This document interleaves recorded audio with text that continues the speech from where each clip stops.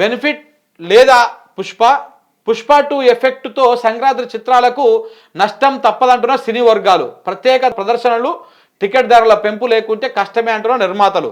ప్రభుత్వ అనుమతులతో పుష్ప 2 జోరు, ప్రత్యేక ప్రదర్శనలు, అదనపు షోలు, రేట్ల పెంపుతో 280 కోట్లు అదనపు వసూలు. సర్కారు నిర్ణయాన్ని మేము స్వాగతిస్తున్నాం.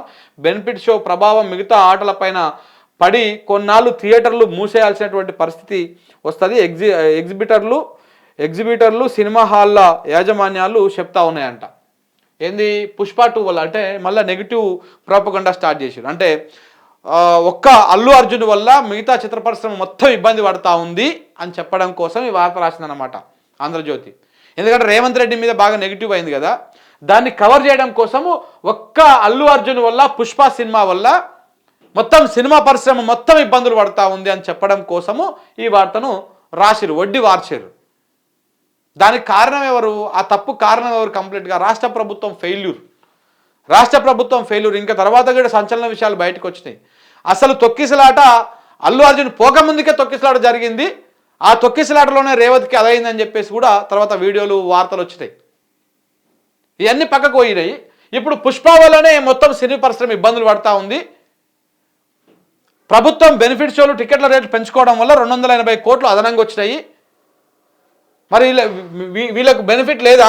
పుష్ప మిగతా సినీ పరిశ్రమ మొత్తం ఇబ్బందులు పడాలనా, నువ్వు మాత్రమే మంచిగా ఉండాలనా అని చెప్పేసి ఒక వార్తను ఇట్లా వడ్డీ వార్చారు అన్నమాట. ఇట్లా వడ్డీ వార్చారు.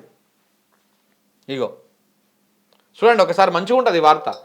అల్లు అర్జున్ వివాదం నేపథ్యంలో సీఎంను కలిసిన సినీ ప్రముఖులు బెనిఫిట్ షోలు, టికెట్ల రేట్ల పెంపు గురించే ప్రధానంగా ప్రస్తావించినట్టు సమాచారం.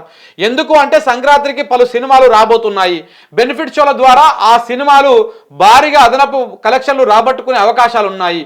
పుష్ప 2 సినిమాకు బెనిఫిట్ షోలు, అదనపు షోలు, రేట్ల పెంపు కారణంగా అదనంగా 280 కోట్లు వచ్చాయి. అందుకే త్వరలో విడుదల కానున్న పెద్ద సినిమాలకు ప్రభుత్వం నుంచి ప్రత్యేక అనుమతులు తెచ్చుకోవాలని పరిశ్రమ పెద్దలు ప్రయత్నించారు. కానీ సీఎం రేవంత్ రెడ్డి బెనిఫిట్ షోలు ఉండవని ప్రకటించడంతో వారంతా నిరాశకు గురయ్యారు. పైకి చిన్న విషయమని చెబుతున్నప్పటికీ, సీఎంతో సమావేశమైనప్పటికీ దీన్ని ప్రముఖంగా ప్రస్తావించినట్టు తెలిసింది. ఎగ్జిబిటర్లు మాత్రం టికెట్ల రేటు పెంపునకు, బెనిఫిట్ షోలకు వ్యతిరేకంగా ఉన్నారు.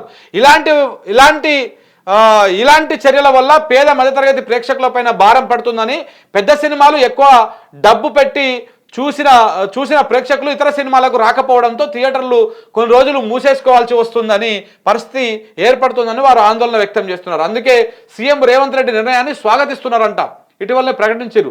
తెలుగు సినిమా చరిత్రలోనే అత్యధిక టికెట్ల రేట్ల ధరతో ప్రదర్శించిన సినిమా పుష్ప 2 నిలిచిందని, సినిమాపై భారీ అంచనాలు ఉండడంతో పాటు టికెట్ రేట్లు కూడా పెరగడంతో బాగా కలెక్షన్స్ వచ్చినాయి. దాదాపు 2000 కోట్ల ఆదాయం వచ్చిందంట దీనికి, ఈ సినిమాకి.